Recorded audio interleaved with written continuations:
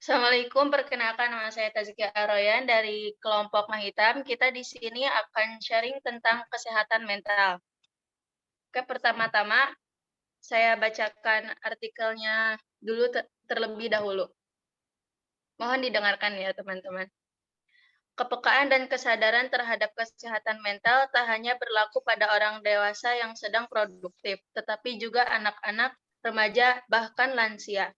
Orang dengan kesehatan mental yang prima dapat beraktivitas secara produktif dan menggunakan potensi yang dimilikinya dengan maksimal. Ia juga mampu berpikir positif dan jernih ketika dihadapkan dengan berbagai persoalan. Hal ini akan menuntun dirinya menjadi pribadi yang lebih baik dalam menyikapi masalah. Mental yang sehat juga baik untuk kehidupan sosial. Orang dengan mental yang sehat dapat berkomunikasi dengan baik, mudah bergaul, dan memiliki pertemanan yang sehat. Ia juga lebih mampu memberikan kontribusi yang baik kepada komunitas atau orang-orang di sekitarnya. Tidak hanya itu, kesehatan mental juga dapat memengaruhi kesehatan fisik. Seperti kata pepatah, dalam tubuh yang sehat terdapat jiwa yang kuat. Seseorang dengan kesehatan mental yang baik terbukti beresiko lebih rendah terkena penyakit kronis seperti stroke, diabetes tipe 2, dan penyakit jantung. Kesehatan mental atau jiwa menurut Undang-Undang Nomor 18 Tahun 2014 tentang Kesehatan Jiwa merupakan kondisi di mana seseorang individu dapat berkembang secara fisik, mental, spiritual, dan sosial sehingga individu tersebut menyadari kemampuan sendiri, dapat mengatasi tekanan, dapat bekerja secara produktif, dan mampu memberikan kontribusi untuk komunitasnya. Hal itu juga berarti kesehatan mental mempunyai pengaruh terhadap fisik seseorang dan juga akan mengganggu produktivitas. Berdasarkan riset kesehatan dasar Riskesdas 2018, menjelaskan lebih dari 19 juta penduduk berusia lebih dari 15 tahun mengalami gangguan mental emosional, dan lebih dari 12 juta penduduk berusia lebih dari 15 tahun mengalami depresi. Hal ini dapat disimpulkan bahwa rata-rata penduduk Indonesia yang mengalami gangguan kesehatan mental adalah remaja, di mana pada rentan usia tersebut, emosi masih belum stabil dan menyebabkan remaja mengalami gangguan kesehatan mental. Kesehatan mental sangat penting untuk menunjang produktivitas dan kualitas kesehatan fisik. Gangguan mental atau kejiwaan bisa dialami oleh siapa saja. Data Riskesdas, Riset Kesehatan Dasar 2018 menunjukkan prevalensi gangguan mental emosional yang ditunjukkan dengan gejala-gejala depresi dan kecemasan anak usia 15 tahun ke atas mencapai sekitar 6,1% dari jumlah penduduk Indonesia atau setara dengan 11 juta orang. Pada usia remaja 15-24 tahun memiliki persentase depresi sebesar 6,2%. Depresi berat akan mengalami kecenderungan untuk menyakiti diri sendiri atau self-harm hingga bunuh diri. Sebesar 80-90% kasus bunuh diri merupakan akibat dari depresi dan kecemasan. Kasus bunuh diri di Indonesia bisa mencapai 10.000 atau setara dengan setiap 1 jam terdapat kasus bunuh diri. Menurut ahli sosiologis, 4,2% siswa di Indonesia pernah berpikir bunuh diri. Pada kalangan mahasiswa, sebesar 6,9% mempunyai niatan untuk bunuh diri, sedangkan 3% lain pernah melakukan percobaan bunuh diri. Depresi pada remaja bisa diakibatkan oleh beberapa hal seperti tekanan dalam bidang akademik, perundungan atau bullying, faktor keluarga, dan permasalahan ekonomi. Depresi terjadi dengan salah satu ciri adalah dengan stres dan kecemasan berkepanjangan yang menyebabkan terhambatnya aktivitas dan menurunnya kualitas fisik. Pencegahan depresi dapat dilakukan dengan pengelolaan stres. Pengelolaan stres masing-masing individu berbeda. Ada yang mengelola stres dengan melakukan kegiatan yang disukai seperti hobi, melakukan kegiatan refreshing, mendekatkan diri dalam konteks spiritual keagamaan, hingga bercerita kepada orang lain untuk mengurangi beban stres. Terlepas dari stigma masyarakat, keberanian diri untuk terbuka terhadap orang lain dan berobat merupakan salah satu langkah yang tepat. Di era digital seperti sekarang, banyak platform yang menyediakan layanan konsultasi secara daring dengan biaya maupun gratis. Selain itu, beberapa puskesmas telah menyediakan layanan konsultasi psikologi dengan biaya gratis maupun berbayar dengan harga terjangkau. Akan tetapi, pemahaman akan kesehatan mental di Indonesia cenderung rendah. Hal ini dibuktikan dengan tingkat pemasungan orang dengan gangguan jiwa sebesar 14% pernah pasung seumur hidup dan 31,5% dipasung 3 bulan terakhir. Selain itu, sebesar 91% masyarakat Indonesia yang mengalami gangguan jiwa tidak tertangani dengan baik dan hanya 9% sisanya yang dapat tertangani. Tidak ditangani dengan baik bisa menjadi indikasi akan kurangnya fasilitas kesehatan mental ditambah kurangnya pemahaman akan kesehatan mental. Masyarakat cenderung memberi stigma negatif terhadap orang dengan gangguan mental atau jiwa, yaitu dengan mencela dan menganggapnya sebagai aib. Anggapan akan orang gila. Selain itu, masyarakat yang kurang paham akan tanda-tanda gangguan mental depresi seperti yang mana depresi merupakan gangguan kesehatan mental yang baik yang paling sering ditemukan. Hal ini menyebabkan orang dengan kesehatan mental terganggu cenderung susah terbuka akan pengobatan dan masalah merasa lebih tertekan akan stigma masyarakat. Hendaknya masyarakat lebih terbuka dan peka akan gangguan kesehatan mental di sekitarnya. Masyarakat bisa menjadi pendengar yang baik bagi orang yang mengalami depresi maupun stres sebagai upaya meringankan beban mental. Pada masa ini, kesehatan mental menjadi isu yang hangat untuk diperbincangkan. Banyak orang yang masih berpikiran bahwa kesehatan hanya berupa kesehatan fisik semata. Mereka belum menyadari bahwa kesehatan mental juga sangat penting bagi keberlangsungan hidup seseorang. Menurut WHO, kesehatan mental merupakan keadaan sejahtera di mana setiap individu mampu mewujudkan kemampuannya untuk mengelola stres kehidupan dengan wajar, untuk bekerja secara produktif, serta berperan di komunitasnya. Beberapa macam gangguan kesehatan mental yang sering ditemukan antara lain depresi, gangguan bipolar, skizofrenia atau halusinasi, dan gangguan kecemasan. Menurut pengamatan, bidang pendidikan menjadi salah satu penyebab remaja mengalami gangguan kesehatan mental, seperti kesulitan saat pembelajaran daring, dan tidak sedikit pula remaja yang tertekan karena tugas yang diberikan oleh guru tidak sesuai dengan porsinya. Sulitnya belajar pada masa pandemi seperti saat ini juga berakibat kepada remaja yang ingin melanjutkan ke jenjang universitas.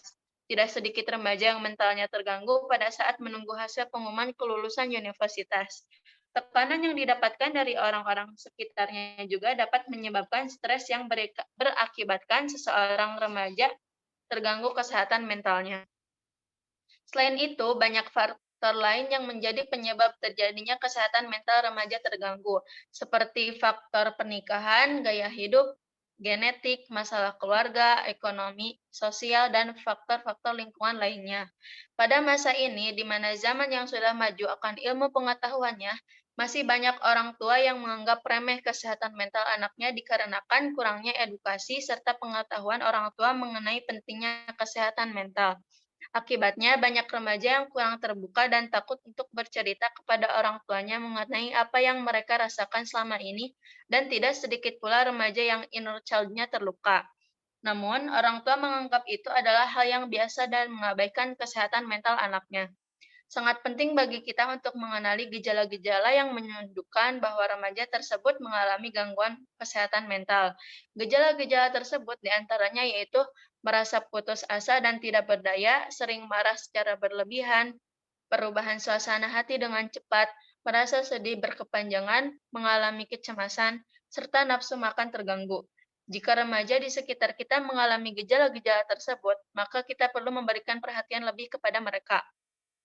Beberapa hal yang dapat kita lakukan yakni dengan mendengarkan cerita serta keluhan mereka, memberikan dukungan positif, memberikan dukungan emosional, dan meminta bantuan tenaga profesional yang ahli dalam menangani masalah kesehatan mental pada remaja seperti dokter, psikolog, konselor, dan psikiater. Pemerintah juga harus memberikan perhatian lebih terhadap kesehatan mental, khususnya bagi remaja, yaitu dengan meningkatkan layanan kesehatan mental di daerah-daerah tertentu atau kepada kelompok-kelompok masyarakat tertentu yang khususnya kepada orang tua, karena masih banyak orang tua di Indonesia yang belum aware mengenai kesehatan mental anak maupun lingkungannya.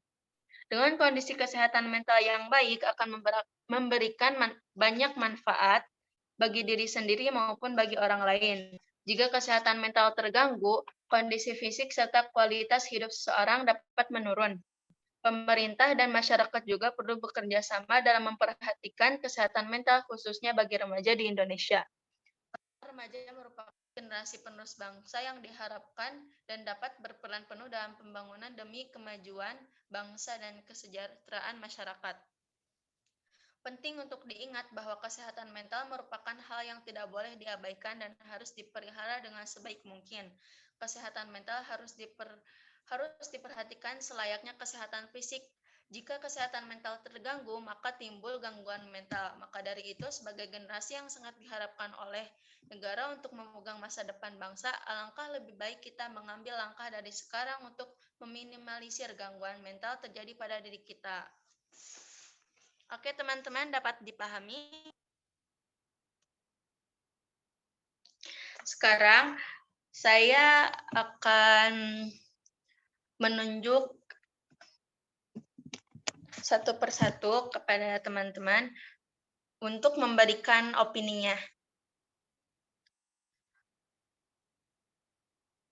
Untuk Alfia, tadi sudah dibahas ciri-ciri orang yang memiliki mental yang sehat. Kalau dari Alfia sendiri, kira-kira gimana ya semisal orang tersebut mentalnya sedang tidak baik-baik saja? Oke, suaraku kedengeran ya Taskia. Halo teman-teman. Ya. Sesuai apa yang ditanyain Taskia, jadi ini aku simpulin beberapa opini aku dari pengalaman pribadi aku dan artikel atau jurnal yang aku dapat. Nah, orang yang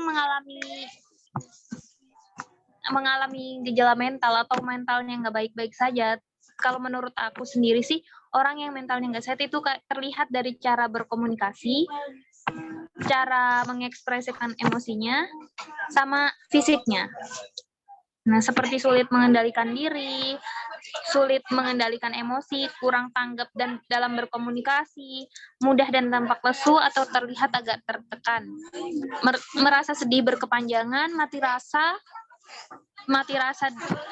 dengan beberapa hal, merasa lelah yang signifikan, sering marah-marah berlebih, merasa putus asa dan tidak punya tidak berdaya, sering merasa bingung, khawatir atau takut, memiliki pengalaman yang buruk dan sesuatu yang sulit dilupakan, mengalami delusi, paranoid atau halusinasi,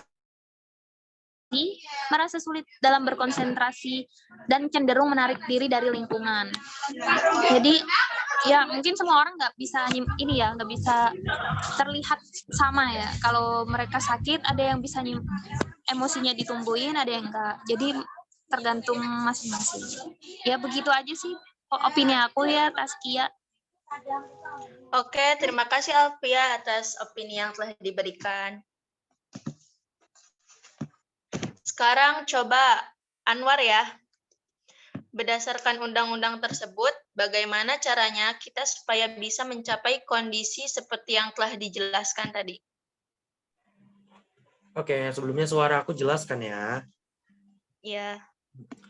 Oke, terima kasih atas waktunya dan mohon maaf apabila pencahayaannya itu agak kurang gitu. Nah, tadi kan udah disebutkan ya kayak definisinya berdasarkan undang-undang yang telah dijelaskan.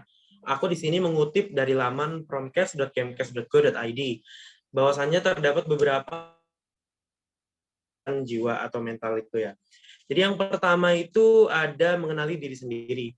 Mengenali diri sendiri itu maksudnya kita bisa memahami apa yang kita rasakan dan apa yang kita butuhkan supaya kita bisa lebih paham apa sih yang sedang terjadi terhadap diri kita gitu. Kemudian yang kedua adalah mengambil waktu untuk diri sendiri. Kita pasti kadang pernah kayak ngerasa capek atau lelah sama segala sesuatu. Kita itu perlu waktu untuk beristirahat atau istilah kerennya itu me time ya. Jadi intinya kita pokoknya harus istirahat. Karena itu juga berguna untuk menjaga kesehatan mental kita. Kemudian yang ketiga adalah bebas dari segala jenis layar. Ini maksudnya adalah dari layar teknologi ya, kayak misalnya handphone atau laptop.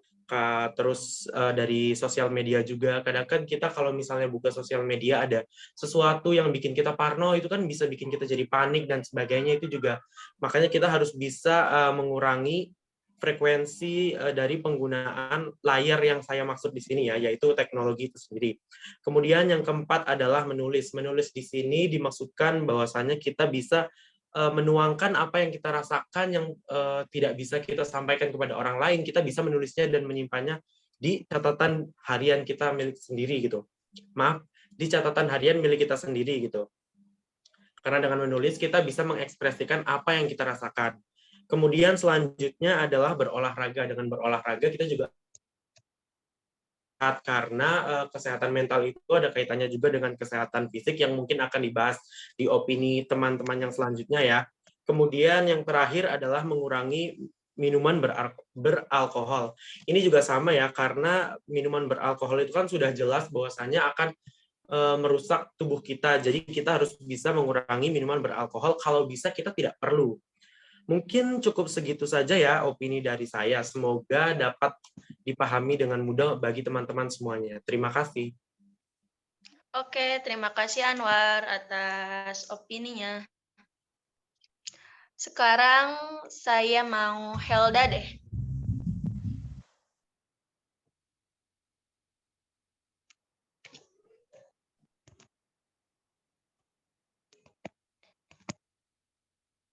Helda? Iya Kak, Helda di sini.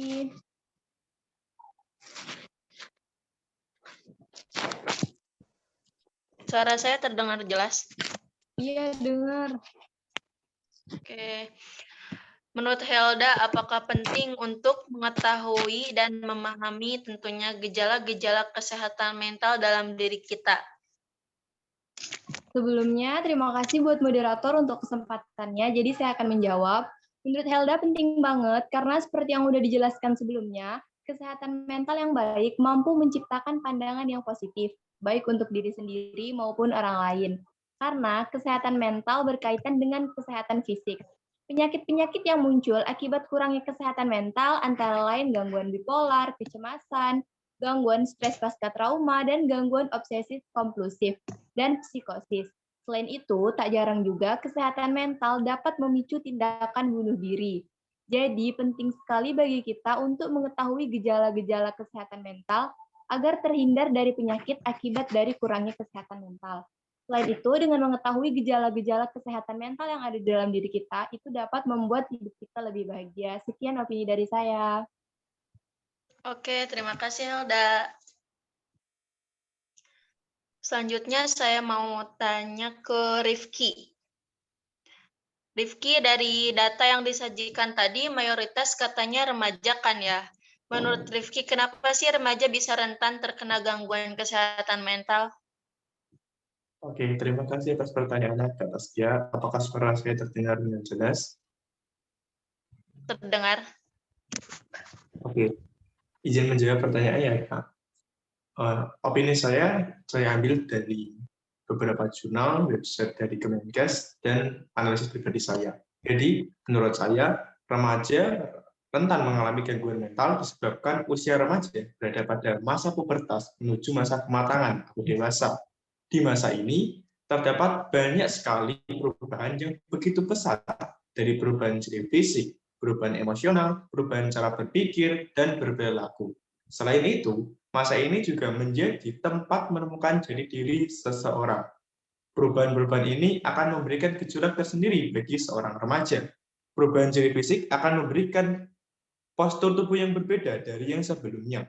Jika berlebihan atau tidak sesuai dengan kondisi lingkungan sekitar, berpotensi menjadi bahan perundungan. Perubahan emosional menjadikan remaja mudah mengalami mood swing atau perubahan mood yang tiba-tiba senang ataupun tiba-tiba sedih. Perubahan cara berpikir menjadikan remaja lebih memainkan logikanya, kemudian diimplementasikan melalui suatu perilaku. Namun, pada umumnya, pemikiran seorang remaja masih cukup dangkal dan kurang mendalam. Jika diukur berdasarkan tingkat pendidikan, usia remaja berada pada tingkat pendidikan sekolah menengah pertama sampai perguruan tinggi. Di tingkat pendidikan ini, remaja mulai dihadapkan dengan pelajaran-pelajaran yang jauh lebih berat dan jauh lebih sukar daripada sebelumnya. Apabila seorang remaja belum mampu menemukan pendirian atas dirinya sendiri dan belum mampu mengelola perubahan dalam dirinya sendiri, seorang remaja sangat rentan mengalami tekanan dan gangguan mental. Saya rasa fakta ini sangat relate banget dengan kita semua, apalagi para maba yang sedang melaksanakan PKKMB. Semoga jawaban yang saya berikan dapat menjawab pertanyaan Kak Rizkia. Terima kasih. Oke, terima kasih Rifki atas jawabannya. Selanjutnya Chandra. Chandra tadi disebutkan salah satu faktor penyebab depresi adalah keluarga. Coba Chandra jelaskan menurut kamu kenapa hal itu bisa terjadi? Oke, sebelumnya terima kasih buat Taskia atas kesempatannya. Izin aku mau jawab. Jadi, mengapa hal itu bisa terjadi? Hal itu bisa terjadi dikarenakan adanya stigma didikan orang tua yang dinilai paling baik tersebar di kalangan masyarakat. Aku kutip dari laman kumparan.com, faktor awal pemicu depresi pada anak itu adalah kurang dekatnya hubungan orang tua dengan anak. Hal tersebut dimulai dari minimnya menghargai prestasi anak, kurangnya memberikan sentuhan fisik, dan sedikit meluangkan waktu kepada anak. Bukan hanya itu, komunikasi satu arah dalam pengasuhan juga merupakan faktor terbesar depresi yang dialami oleh pada anak. Jika kita telusuri lebih dalam, peraturan ini biasanya sudah tersebar luas di kalangan masyarakat, terutama di Indonesia. Beberapa peraturan tersebut, seperti anak yang harus selalu menghormati orang tua, tapi tidak sebaliknya, anak harus dapat dilihat tapi tidak boleh didengar, dan anak dianggap bersalah jika marah terhadap hal yang dilakukan oleh orang tuanya. Contoh lainnya yaitu mengatur segala kegiatan anak semaunya tanpa berkomunikasi dengan sang anak dan hanya memikirkan beban pikirannya sendiri. Padahal sebagai seorang anak, terutama yang telah memasuki usia remaja, pastinya sedang membutuhkan banyaknya arahan, dukungan, dan afeksi dari orang tuanya. Sementara itu, orang tua dengan pola asuh komunikasi satu arah dapat membuat anak merasa tertekan saat berada di lingkungan keluarganya. Mungkin segitu aja dari opini aku. Terima kasih. Oke, terima kasih Chandra atas opininya. Selanjutnya, saya mau menanya ke Tazkia deh. Tazkia Putra. Tazkia, seperti yang udah saya bacakan, menurut kamu apa relevansi antara kesehatan mental dengan produktivitas dan kualitas kesehatan fisik? Terima kasih atas pertanyaannya, Tazkia. Jadi, menurut aku di kesehatan mental, kesehatan fisik, dan produktivitas fisik itu ada relevansinya. Sebagai contoh kecil ya, mungkin teman-teman juga di sini suka ngerasain gitu, ketika lagi stres, banyak beban tugas dari sekolah, itu kadang kita jadi sulit tidur, susah makan, atau bahkan jadi sering makan yang pada akhirnya menyebabkan kita jadi kurang tidur, berat badan naik, ataupun turun gitu. Nah, itu sebagai contoh kecil. Ternyata ada penjelasan ilmiahnya yang aku baca dari artikel jurnal dari Riskesdas, Riset Kesehatan Dasar. Jadi, ternyata sistem emosional itu mempengaruhi otak melalui sistem neurohumoral yang menyebabkan gejala fisik yang dipengaruhi langsung oleh hormon adrenalin. Jadi, ketika kita lagi stres atau kita lagi merasakan sesuatu tentang emosi, misal deh marah, itu ada satu hormon yaitu hormon adrenalin kita yang bakal meningkat. Nah, apa sih akibat dari hormon adrenalin kita yang meningkat itu? Pertama, kita bisa jadi sakit kepala, terus kita bisa jadi insomnia, kita bisa jadi gelisah, bahkan depresi, bahkan yang paling parahnya kita bisa kena penyakit jantung. Kok bisa? Jadi di samping dari sakit kepala dan lain-lain itu, ketika hormon adrenalin kita meningkat, seperti yang jurnal ini bahas, ketika hormon adrenalin ini meningkat, kadar asam lemak bebas pun meningkat. Nah, kadar asam lemak ini kalau misalkan tidak dikurangi, itu bakal diolah di hati menjadi kolesterol dan serid. Nah, bagaimana cara menguranginya? Cara menguranginya itu dengan cara itu menjalani hobi, bekerja, ataupun berolahraga. Seperti yang dibilang kayak untuk melepas stres kita harus menjalani hobi, olahraga, ataupun aktivitas lainnya. Nah, kalau misalkan kadar kolesterol itu tidak dikurangi, bakal menimbun di pembuluh darah, termasuk pembuluh darah yang ada di jantung yang pada akhirnya bisa menyebabkan tekanan darah tinggi di jantung. Maka dari itu penting bagi kita untuk menjaga kesehatan mental sih.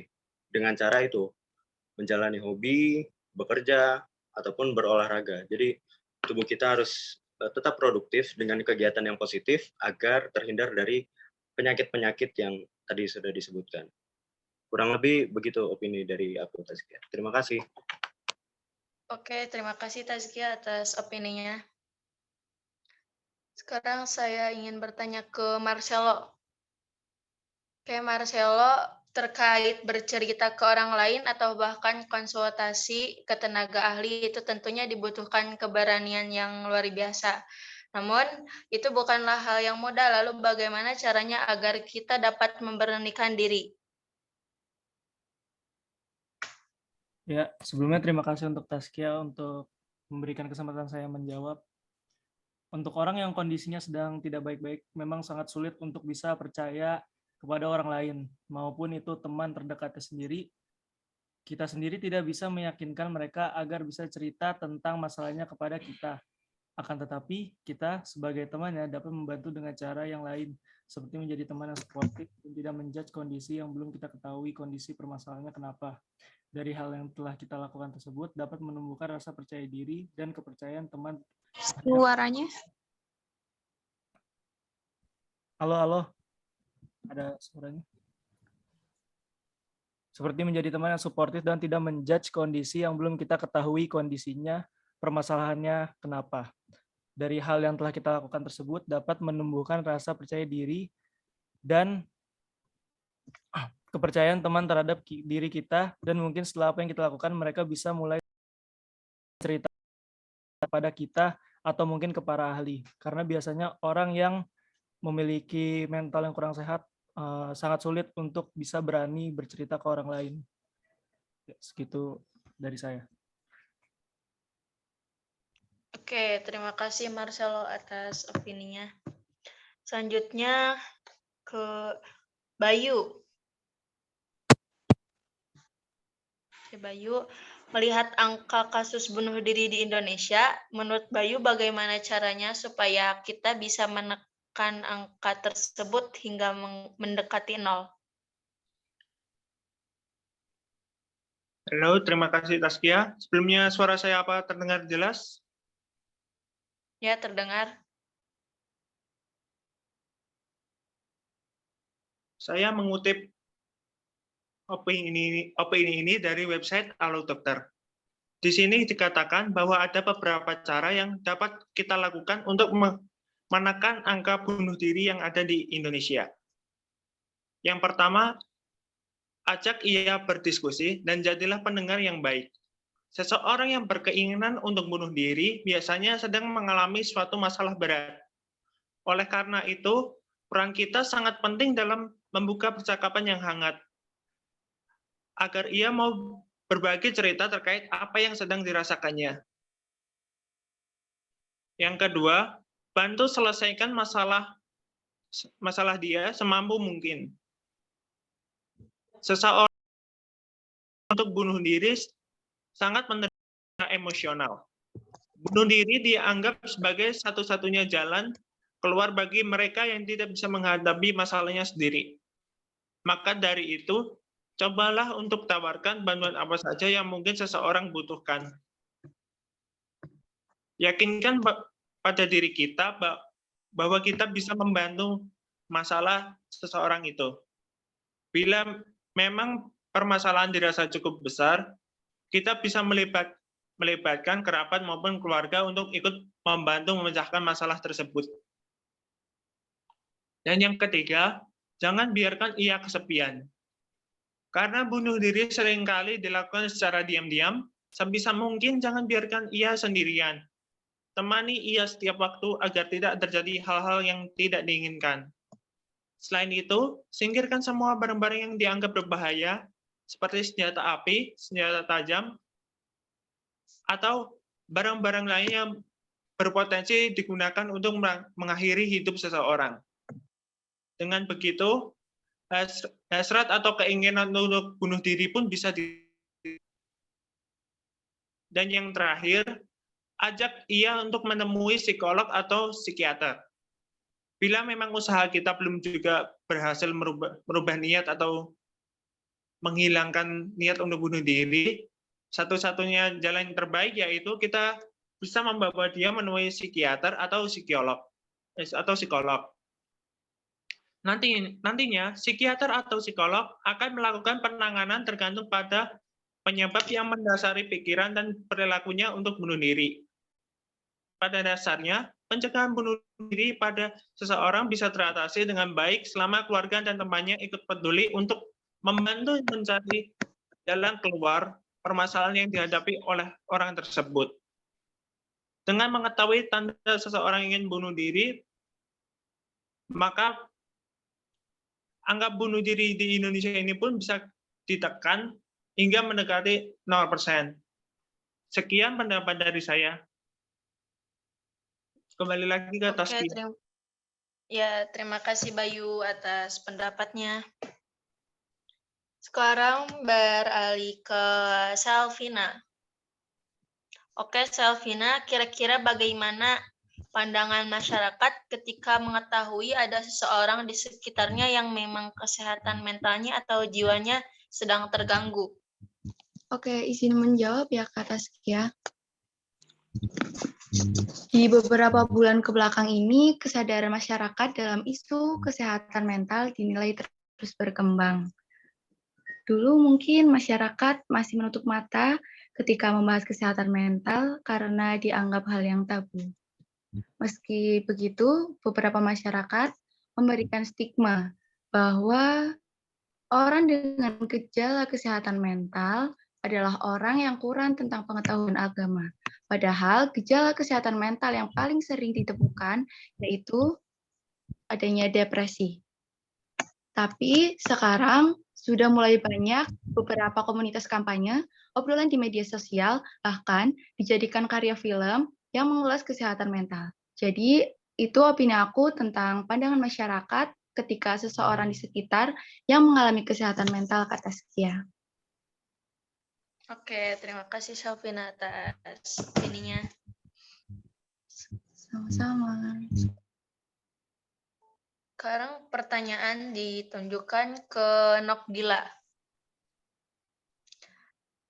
Untuk Nokdila, tadi kan disebutkan salah satu cara pencegahan depresi adalah dengan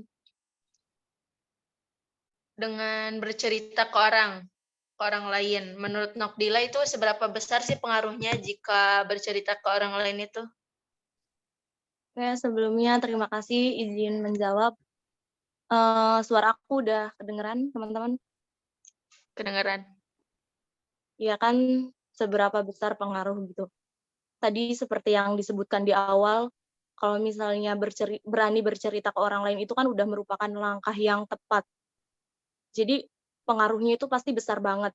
Namun kan permasalahannya itu banyak orang yang depresi itu karena mereka tuh benar-benar tertutup. Mereka tuh terlalu memikirkan semuanya sendirian gitu. Nah mungkin orang-orang terdekat kayak keluarga, teman itu harus bisa lebih peka gitu. Kita harus bisa ngenalin karakter dia tuh orangnya tertutup atau terbuka gitu. Karena ya tadi kalau misalnya dia tertutup itu pasti dia bakalan susah buat cerita ke orang lain. Kalau misalnya orang yang terbuka itu kan dia enak tuh apa-apa cerita gitu. Padahal kan kalau misalnya kita cerita ke orang lain tuh kadang berasa plong gitu meskipun kita nggak dikasih solusi, tapi kalau misalnya udah cerita tuh kayak beban tuh hilanglah sedikit gitu. Tapi kan kalau di kasus depresi ini banyaknya tuh orang-orang yang tertutup gitu. Jadi ya buat lingkungan sekitar tuh kayak orang tua, temen itu harus lebih peka gitu. Apalagi orang tua ya itu harus benar-benar ngenalin banget karakter anaknya tuh kayak gimana. Ya mungkin itu aja opini dari aku. Terima kasih banyak. Oke, terima kasih Nokdila. Sekarang ke Arvika. Oke, Arvika. Menurut kamu, apakah kesehatan mental sama pentingnya dengan kesehatan fisik? Baik, terima kasih Tasya atas pertanyaan yang sudah diajukan. Apakah suara aku terdengar dengan jelas? Ya, kedengaran. Jadi, menurut aku kesehatan mental itu sama pentingnya dengan kesehatan fisik. Karena mental yang sehat tentunya akan membuat pikiran kita menjadi positif sehingga tubuh akan berfungsi dengan baik secara emosional, psikologis, sosial, dan tentunya akan mempengaruhi cara berpikir, merasakan, dan berperilaku. Nah, di ilmu pengobatan psikosomatis dijelaskan bahwa apa yang terjadi di otak kita bisa mempengaruhi badan secara keseluruhan.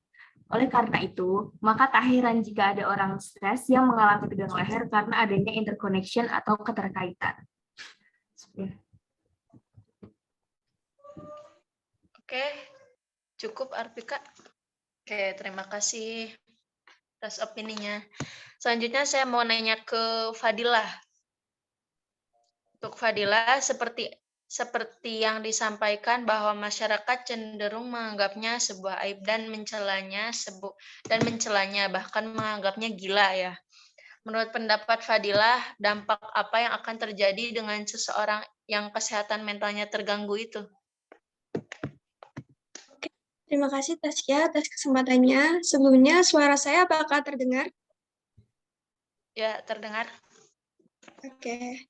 Nah, menurut aku, orang jika kesehatan mentalnya terganggu, akan timbul gangguan mental atau penyakit mental seperti depresi, cemas, stres, atau susah untuk terbuka kepada orang lain. Nah, biasanya gangguan depresi paling sering nih dialami anak-anak remaja atau terutama korban pelecehan seksual. Banyak sekali kasus korban pelecehan seksual terjadi pada usia remaja, sehingga membuat korban mengalami depresi, yaitu gangguan kesehatan mental yang ditandai dengan suasana hati yang terus tertekan atau kehilangan minat untuk beraktivitas. Nah, banyak korban juga merasakan sedih secara terus-menerus. Selain itu, stres atau cemas seringkali nih kita rasakan sebagai siswa atau mahasiswa. Biasanya kita dapat tugas banyak dari dosen atau guru. Nah, banyak di antara kita suka untuk menunda-nunda mengerjakan tugas. Jadi, tugas menjadi menumpuk dan kita pun merasakan stres atau cemas karena kita dikejar deadline. Gitu sih Taskia dan teman-teman semua menurut opini dari aku. Ya, makasih Fadila atas opini yang telah disampaikan. Selanjutnya saya mau bertanya ke Uni. Oke, Uni, berkaitan dengan pertanyaan sebelumnya, boleh sebutkan faktor lain yang menjadi penyebab terjadinya gangguan kesehatan mental. Sebelumnya, terima kasih kepada moderator atas kesempatannya. Kesehatan mental dipengaruhi oleh peristiwa dalam kehidupan yang meninggalkan dampak yang besar pada kepribadian dan perilaku seseorang.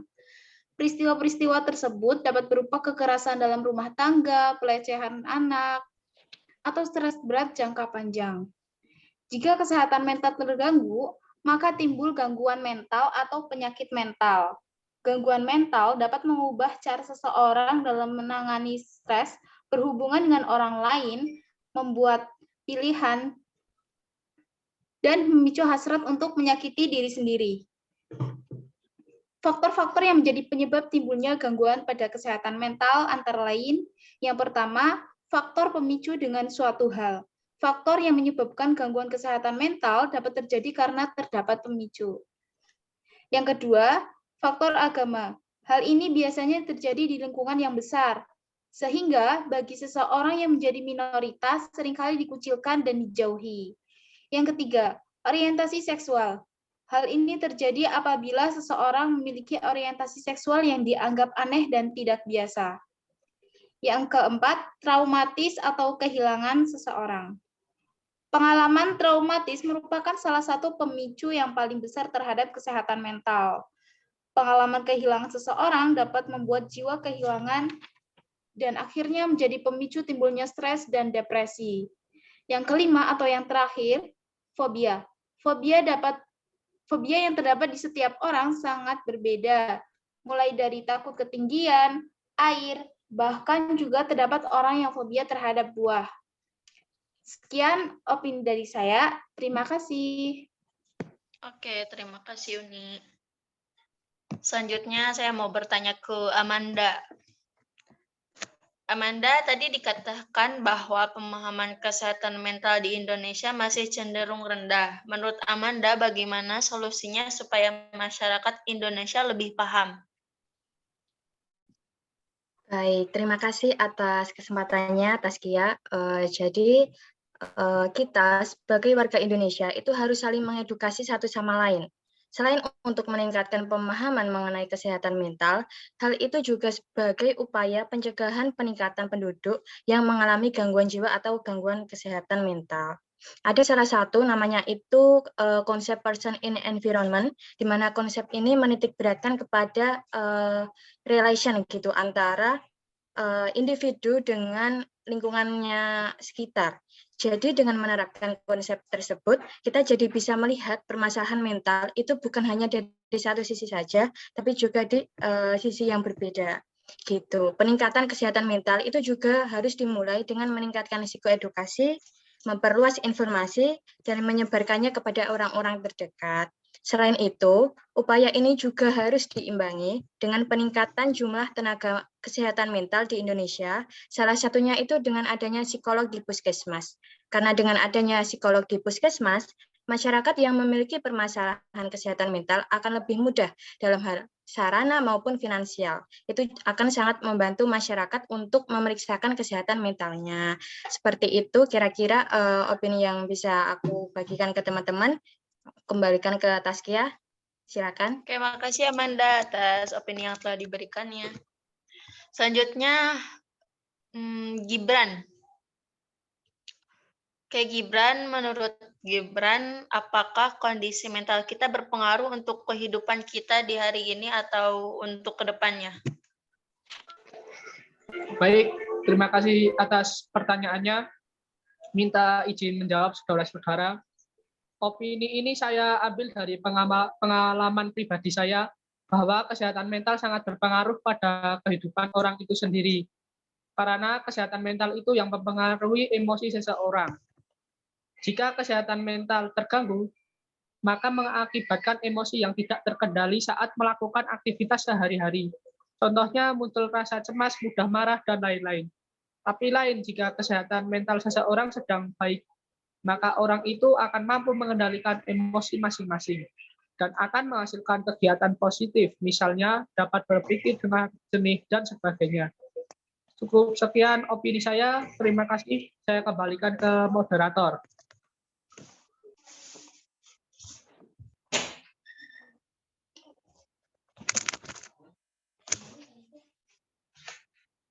Oke, terima kasih Gibran atas opininya. Selanjutnya ke Asih. Oke, buat Asih, sebutkan salah satu sebab para remaja zaman sekarang sering mengalami gangguan kesehatan mental. Ya, oke. Terima kasih kepada Taskia atas kesempatan dan pertanyaannya. Ya, remaja itu kan masa peralihan dari anak-anak ke dewasa yang usianya kisaran 12 sampai 24 tahun. Di mana pada usia ini mereka adalah seorang pelajar. Gangguan kesehatan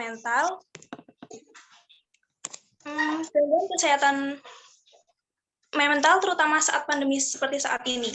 Menurut Direktorat Jenderal Pencegahan dan Pengendalian Penyakit atau P2P Kementerian Kesehatan menyatakan bahwa kasus gangguan mental dan depresi mengalami peningkatan hingga 6,5% selama pandemi COVID-19 di Indonesia. Jadi total remaja yang mengalami gangguan kesehatan mental sekitar 12 juta jiwa. Dan rata-rata mereka adalah usia pelajar. Salah satu penyebab remaja mengalami gangguan kesehatan mental saat ini itu daring.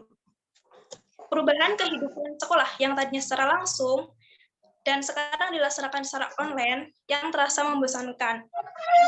Tersebut membuat para remaja untuk terus beradaptasi. Karena daring, tugas terasa menjadi lebih banyak, yang membuat para pelajar banyaknya stres, bahkan mengalami depresi sampai ada yang bunuh diri. Selain itu, kecemasan juga dirasakan oleh para remaja yang membuat mentalnya terganggu. Ya, mungkin itu opini dari aku kembalikan pada Taskia. Terima kasih. Oke, terima kasih Asih atas opininya. Selanjutnya saya mau bertanya ke Jennifer. Ke Jennifer, menurut kamu berikan opini kamu tentang pentingnya kesehatan mental ini dalam kehidupan sehari-hari. Sebelumnya, apakah suara saya terdengar? Opini Lebih saya keras tentang dikit, coba. Opini saya tentang pentingnya kesehatan mental itu, menurut saya kesehatan mental itu sangatlah penting karena kesehatan mental itu dapat membantu kita untuk mengelola stres dan membantu kita untuk berhubungan dengan orang lain dan membantu kita juga untuk menentukan sebuah pilihan. Karena jika kesehatan mental terganggu, maka pikiran dan suasana hati pasti juga akan terganggu.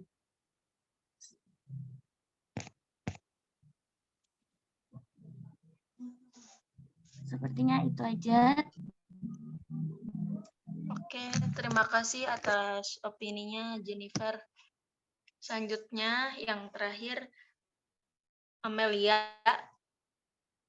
Amelia, sekarang kira-kira upaya apa yang bisa pemerintah lakukan terhadap kesehatan mental kita, terutama para remaja seperti kita ini? Ya, sebelumnya terima kasih kepada moderator yang telah memberikan waktunya untuk saya menjawab opini ya. Seharusnya pemerintah memberikan perhatian khusus kepada layanan kesehatan maupun jiwa. Membicarakan perihal kesehatan mental yang ada di Indonesia. Hingga kini hal tersebut belum mendapatkan perihal yang sangat layak. Padahal jika mungkin lengkap kondisi kesehatan tanpa adanya kesehatan jiwa, dia juga memaparkan bahwa potensi kerugian ekonomi bangsa akibat penyakit jiwa cukup besar, yaitu sebesar 1 miliar untuk setiap harinya. Dan jika dilakukan perhitungan keluarga, itu bisa mencapai 5 miliar per hari. Nah, untuk itu pemerintah seharusnya dapat melakukan langkah-langkah yang berkaitan untuk penanganan kesehatan tersebut. Mungkin cukup sekian opini yang dapat saya sampaikan. Saya kembalikan ke moderator.